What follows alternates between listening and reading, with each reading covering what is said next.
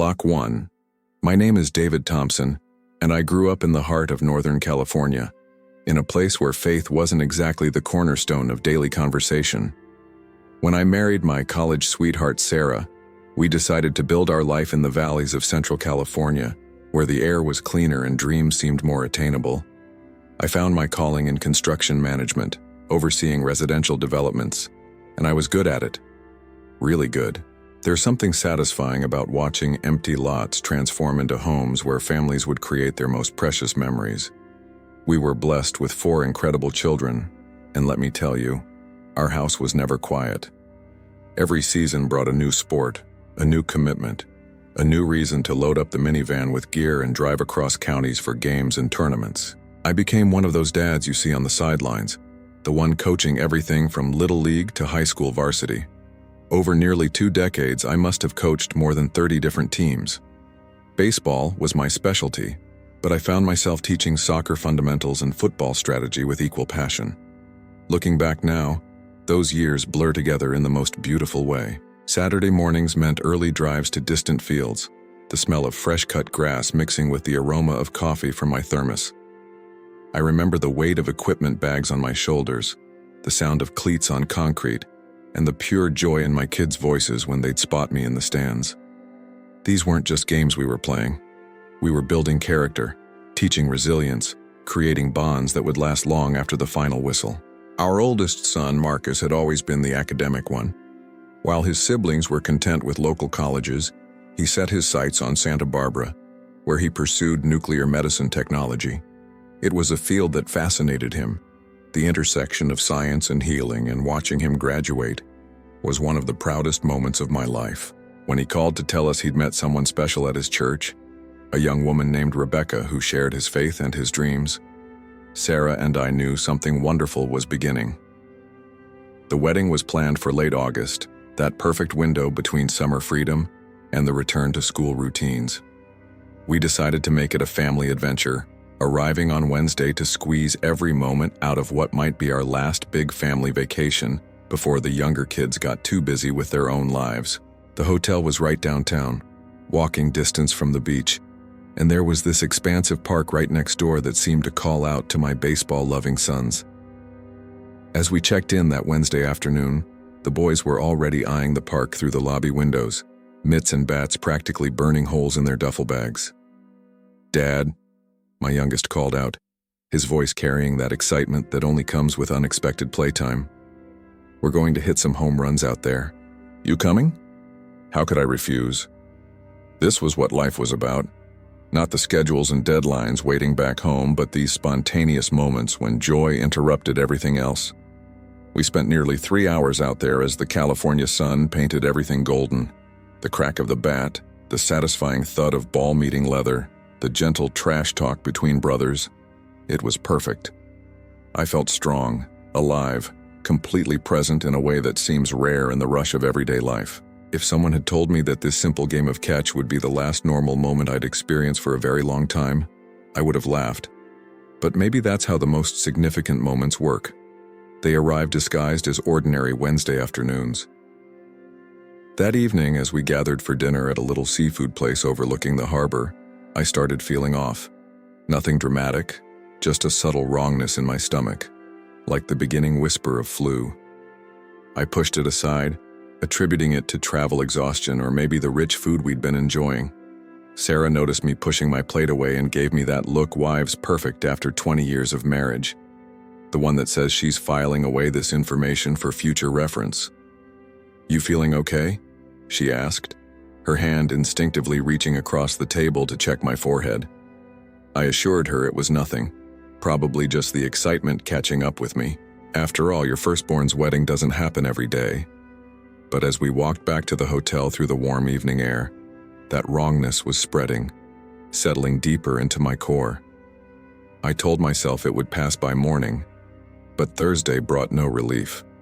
If anything, the discomfort had intensified, transforming from a vague unease into something more insistent. My stomach felt like it was staging a revolt, and no matter how I positioned myself, I couldn't find comfort. Sarah suggested I take something, but even water seemed to sit wrong. The rehearsal dinner was that evening, and I was determined not to let anything spoil Marcus's big weekend. Block 2. By Friday morning, I knew I was in trouble. The bathroom mirror reflected a face I barely recognized. Pale, drawn, with eyes that looked like they belonged to someone much sicker than I felt. But this was my son's wedding day. I'd been looking forward to this moment for months, imagining the pride I'd feel walking him down the aisle, the joy of watching him begin this new chapter. A little stomach bug wasn't going to derail that. The fever started sometime that afternoon, creeping up like a tide I couldn't hold back. By the time we were getting ready for the rehearsal dinner, I was running a temperature, but I managed to mask it well enough. The venue was beautiful, an old Spanish mission with gardens that seemed to glow in the evening light. I made it through the dinner, even managed to crack jokes with the other guests about how much money this celebration was costing me, and how I planned to eat enough dessert to make it worthwhile. But sitting at the hotel bar afterward with Marcus, I could feel my son's medical training kicking in as he studied my face with growing concern. "Dad, have you ever had your appendix out?" he asked, his voice carrying that professional tone I'd heard him use when discussing cases. I laughed it off, explaining that everyone talks about appendicitis having that telltale point tenderness, and I didn't have that. The pain was different, more diffuse, like a storm system moving through my abdomen rather than lightning striking one specific spot. Around 1 in the morning, when sleep had become impossible and the fever was making me alternate between chills and sweats, I decided to make a run to the all-night pharmacy. Maybe some stronger pain relievers would knock this thing back long enough to get through the wedding. The drive through empty streets felt surreal, like moving through a world that had been abandoned just for me. Even the fluorescent lights in the pharmacy seemed too bright, too harsh against my increasingly sensitive eyes. The medication provided minimal relief. I spent the rest of the night pacing the hotel room, trying to find a position that didn't feel like torture, while Sarah slept fitfully beside me. Every few hours she'd wake up and ask how I was feeling, and I'd lie, telling her I was better, because what else could I do? Our son was getting married in less than 12 hours. Saturday arrived with all the pageantry and emotion you'd expect, but I moved through it like I was watching someone else's life unfold. The morning preparations, the photos, the ceremony itself, I was present but not present, fighting to stay upright while this invisible war raged inside my body. During the ceremony, standing beside Sarah as we watched Marcus exchange vows with Rebecca, I had moments where the pain would recede just enough for the joy to break through. This was why we do it all, I thought. This is why we endure everything life throws at us for moments like these. The reception was held in the mission's courtyard, strung with lights that turned everything magical as evening approached. I managed to dance with Sarah to our song, though even that simple movement felt like climbing a mountain. When several guests started saying their goodbyes and heading back to their hotels, I knew I couldn't pretend anymore. The fever was climbing, and whatever was happening inside me was winning. "I need to get checked out," I told Sarah, the words feeling like defeat. "Something's really wrong." The look on her face told me she'd been waiting for this moment, probably expecting it hours earlier. Marcus overheard and immediately shifted into protective mode, insisting on driving us to the hospital himself. As we left the reception, with music and laughter still spilling from the courtyard behind us, I wondered if I was being dramatic. Maybe it really was just a bad case of food poisoning. The emergency room at the regional medical center was surprisingly busy for a Saturday night. We waited for what felt like hours, though it was probably only 45 minutes before a nurse called my name. By then, my temperature had climbed to 104.3, and even I had to admit that wasn't normal. The nurse was thorough, professional, asking questions about my symptoms while examining my abdomen. When she pressed on various spots, I kept expecting that famous appendix pain, but it never came. Then she did something unexpected. She pulled out a small reflex hammer and tapped the bottom of my left foot. Nothing.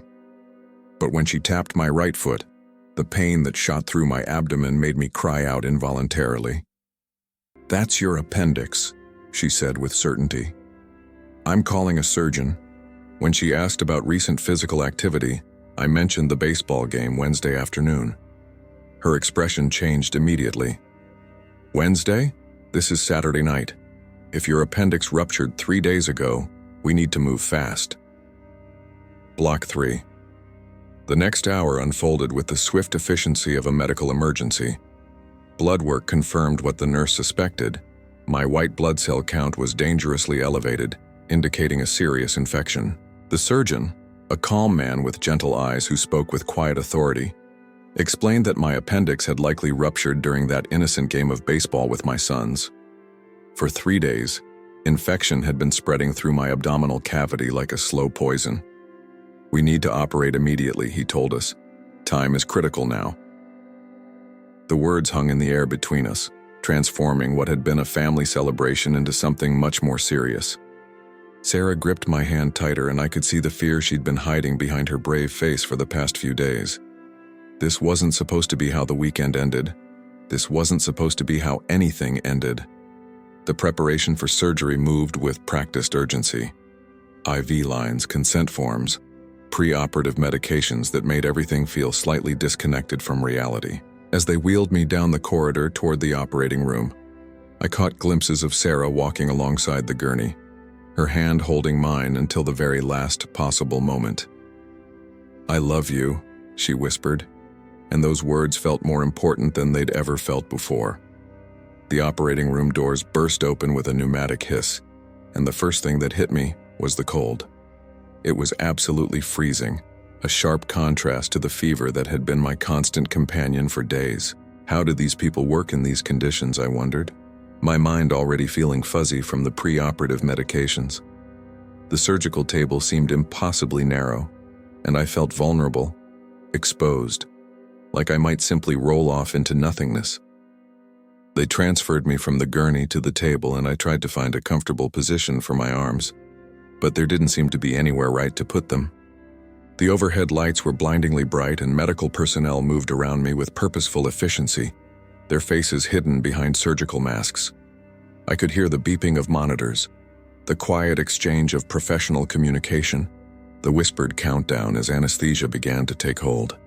And then in the space between one heartbeat and the next, everything changed. I looked to my right, and standing there, as real and solid as anyone I'd ever seen, was Jesus. Not the pale, ethereal figure from Sunday school paintings, but a flesh and blood person with dark, olive-toned skin and wavy brown hair. His eyes were the most striking feature, a deep greenish blue that seemed to look not just at me, but into me, through me, past every wall I'd ever built around my soul. Everything else simply vanished. The medical team, the equipment, the cold sterility of the operating room. It all faded away until there was only this man and the overwhelming sense of love that radiated from him like warmth from a fire. It wasn't like a dream or a hallucination brought on by medication. If anything, reality had become more real, more vivid, more immediate than anything I'd experienced in my ordinary life. "I want to answer your prayer," he said, and his voice carried a quality I'd never heard before, completely gentle yet filled with an authority that seemed to resonate in my bones. I was confused, searching my memory for what prayer he could possibly mean. And then it hit me like a revelation. When I was 12 years old, sitting in a Catholic church during my grandfather's funeral, listening to the priest talk about heaven as a place of no pain, no sorrow, no tears, I had whispered a prayer that I'd forgotten for 30 years. "Jesus, please show me heaven." Without hesitation, I reached out and took his outstretched hand. The moment our skin touched, we were standing together on a hillside unlike anything I'd ever imagined. The grass beneath my bare feet was the most perfect shade of blue-green, each blade distinct and alive under my heightened senses. I could feel every single one of them, could somehow sense their individual existence in a way that defied explanation. Around us stretched a landscape of impossible beauty bathed in the whitest light I'd ever encountered. It was almost blinding, yet somehow my eyes adjusted, revealing details that seemed to exist in dimensions beyond normal sight. The air itself seemed to shimmer with life, and I realized that everything here operated according to laws that transcended anything I understood about the physical world. Block 4. As my vision adjusted to this extraordinary light, I became aware of something magnificent happening off to my right. From a source of even brighter radiance, A light so pure it seemed to be the definition of illumination itself. Streams of glowing objects began to emerge. They looked like tubes of fluorescent light, but unlike any earthly lighting I'd ever seen. Each one was about 2 feet long, perfectly smooth, and glowing with that same otherworldly radiance that surrounded everything in this place.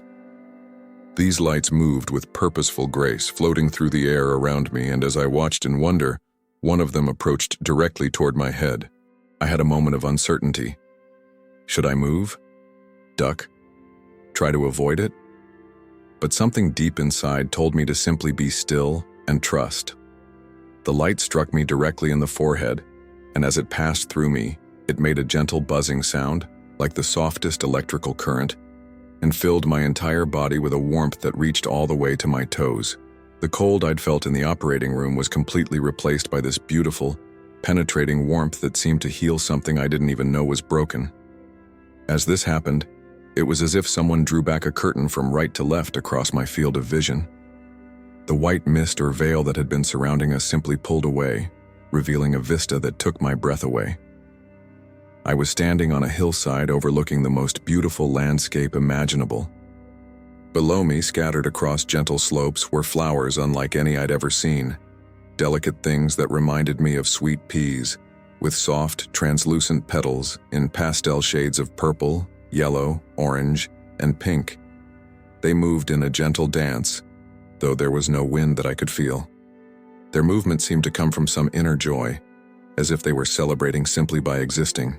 At the bottom of the hill in the valley below, that white mist had settled like a soft cloud cover over what appeared to be an enormous city. I could only see the rooftops, but what rooftops they were. There was one massive golden dome that caught and reflected light like a captured sun, and surrounding it were smaller golden domes and white spires that reached up through the mist like fingers pointing toward heaven. The city stretched for miles in every direction, vast beyond my ability to fully comprehend. Beyond the city, on the far side of the valley, rose another mountain covered with pine trees. But these weren't ordinary evergreens. They were perfectly shaped as if each one had been individually crafted by a master artist. Their green was so deep and rich it seemed to glow from within, and they created a forest that looked like it had been designed as the perfect backdrop for what lay beyond. Above those pristine trees was a sunset that defied description. It started with deep reds and brilliant oranges just above the tree line, then transitioned through purples and greens to a bright, clear blue at the very top. But this wasn't a sunset in any earthly sense. There was no sun visible, and the light seemed to come from everywhere and nowhere, as if the very air was luminescent. As I stood there absorbing this incredible panorama, those tube lights continued their graceful dance around me and across the valley. One of them struck the tip of a pine tree on the distant mountain, and the moment it made contact, it burst into hundreds of tiny light streams like a firework made of pure radiance. Soon, the entire mountainside was alive with these bursting points of light, creating a display that was somehow both celebratory and deeply peaceful. I turned back toward the source of these lights, that brighter radiance from which they all seemed to emanate, and Jesus spoke again. "It's the glory of the Lord," he said, and something in the way he said those words, the reverence and awe in his voice, hit me with such force that my knees buckled. I fell to the ground, overwhelmed by the magnitude of what I was witnessing, humbled by the reality that I, ordinary me, was being allowed to see this. The instant my knees touched that perfect grass, everything changed again. There was a sharp, jarring sensation like being pulled back through dimensions, and suddenly I was looking up at a doctor in surgical scrubs leaning over me, his mask hiding everything but his eyes. "Block 5. Do you know your name?" the doctor asked, his voice seeming to come from very far away. My mouth was incredibly dry, like I'd been wandering in a desert, but I managed to croak out, "David." He nodded approvingly, then asked, "Do you know where you are?" The question confused me completely. Where was I? Moments ago, I'd been in the most beautiful place imaginable, standing with Jesus, witnessing the glory of creation. Now I was back in the sterile, fluorescent-lit room surrounded by people in surgical masks. My mind struggled to bridge these two realities. "Ventura," I finally answered, remembering the wedding, The hospital. The reason I was here. The doctor seemed satisfied with my response and turned to address the other people in the room. I counted about 5 medical personnel, all looking relieved. "He's going to be okay," the doctor announced. "Let's get him up to ICU." As they prepared to move me, I caught sight of something that made my stomach drop. There was a crash cart positioned near the wall, and one of the defibrillator paddles was lying disconnected, its cord dangling. Someone was in the process of putting the equipment back together. The realization hit me like a physical blow. I had died. Actually died. The experience with Jesus hadn't been a dream or a hallucination brought on by anesthesia. I had crossed over to the other side and been brought back. The surgeon visited me the next day while I was recovering in the ICU. As he checked my incisions and monitored my vital signs, he made a comment that confirmed what I already suspected. "That's the worst case I've ever seen," he said matter-of-factly. When I asked him to explain, he paused at the doorway as if deciding whether to share more information. "I've seen worse infections," he finally said, "but those patients didn't survive. Yours was the worst case I've ever seen where the patient lived." When Sarah came to see me a few hours later, asking how I was feeling, I opened my mouth to tell her about the experience and immediately started crying.